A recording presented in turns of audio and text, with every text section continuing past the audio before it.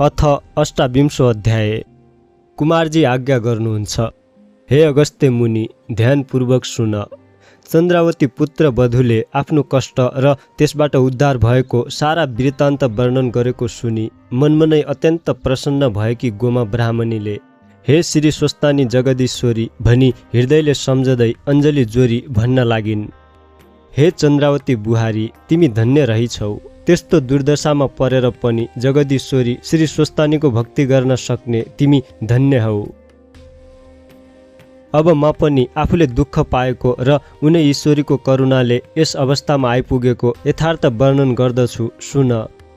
तिम्रो पति नवराज आफ्ना पिताको खोजी गर्न हिँडेपछि तिमी पनि माइत गयौ।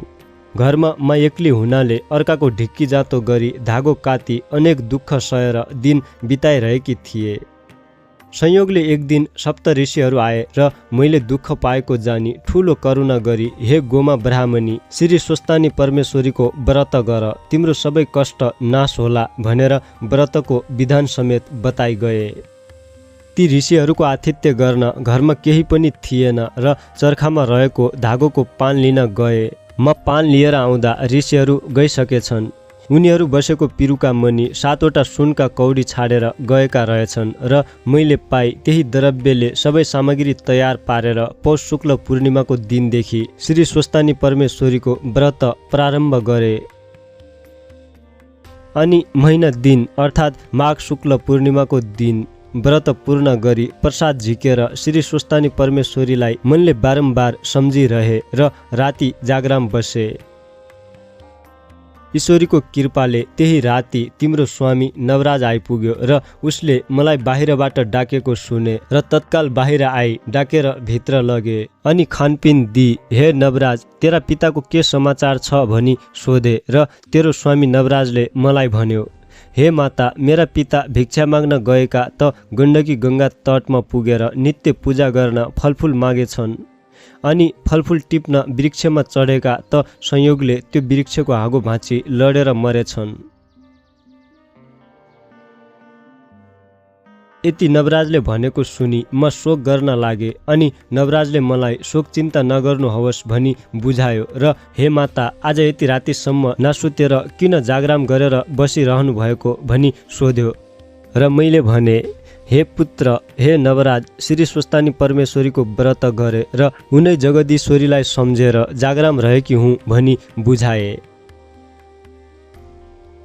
अनि प्रातकाल भयो र नवराज गण्डकी गङ्गा स्नान गर्न गयो।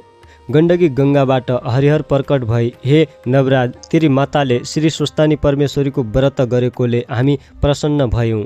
लावण्य देशमा राजा छैनन्, हात्तीलाई राजा रोज्न लगाएको छ, त्यहाँ आउनु, तँलाई हामी अभिषेक दिलाउने छौँ, राजा हुने छस् भनी वरदान दिई अन्तर्ध्यान भएछन्। र नवराजले घर आई मलाई सारा वृत्तान्त सुनायो। अनि मैले श्री स्वस्तानी परमेश्वरीको प्रसाद दिई, हे पुत्र नवराज, हरिहरको वरदानले लावण्य देशको राजा बनेस् भनी आशीर्वाद दिएर यहाँ पठाए र उनै ईश्वरीको कृपाले यो ऐश्वर्य पाई सुखी भयौँ। अब पनि बाँचुन्जेलसम्म सधैँ श्री स्वस्तानी परमेश्वरीको कृपाले यस लोकमा सुख सन्तोष र सम्पत्तिको भोग गरी परलोकमा परम गति कैलाशवास होला। यति उपदेश दिई आफ्नो बितेको यथार्थ वर्णन गरिसकी फेरि अरू पनि अर्ती दिन लागिन्। तिमी चन्द्रावती र लावण्यवती दुवै बुहारी सुन। जस्तै सूर्यनारायण नभएको दिन र चन्द्रमा नभएको रात उज्यालो वा शोभित हुँदैन, त्यस्तै प्रत्येक मनुष्यको पनि घरमा असल स्वभाव भएकी पत्नी छैन भने त्यसको घर सम्पन्न। अब मेरो वृद्ध अवस्था भयो। तिमी दुवै दिदी बहिनी आपसमा मिलेर यो राज्य लक्ष्मी थामी मेरो पुत्र नवराज राजाको सेवा चाकरी गरेर बस। यति चन्द्रावती रानीलाई शिक्षा दिई ढुकुटीको साँचो सुम्पिदिइन्। अनि चन्द्रावती रानी र लावण्यवती रानीले पनि, हे माता, हजुरको तपस्याले हाम्रा स्वामी राजा हुनुभयो, हामी दुवै रानी हुन पायौँ, हजुर धन्य हुनुहुन्छ भनी आफ्नी सासू गोमा राजमाताका चरणमा दण्डवत प्रणाम गरेर सदैव श्री स्वस्तानी परमेश्वरीको भक्तिमा चित्त लगाई आपसमा मिलेर नवराज राजाको सेवा गरी राज्यको सुख भोग गर्दै आनन्दपूर्वक रहँदा भए।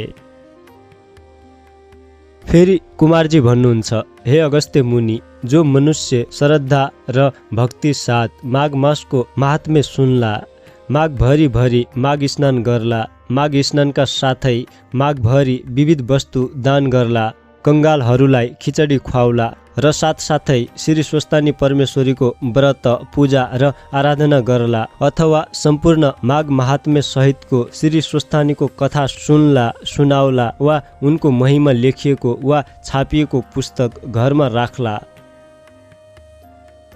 त्यसका घरमा दुःख दरिद्रताको बास कहिल्यै पनि हुने छैन, आदि इत्यादि नवग्रह सदैव प्रसन्न रहनेछन्, अकाल मृत्यु कहिले पनि हुने छैन, भूत प्रेत पिशाच डाकिनी साकिनी बेताल त्रिदोष आदि रोगको भय हुने छैन, चोर डाका शत्रु अग्नि वनका हिंसक जन्तुको भय हुने छैन र त्यस व्यक्तिका ब्रह्म हत्या आदि अनेक घोर पाप नष्ट भई यस लोकमा सुख शान्ति र सम्पत्तिको भोग गरी परलोकमा शिवका पार्षद भई कैलाश पर्वतमा बस्न पाउनेछन्।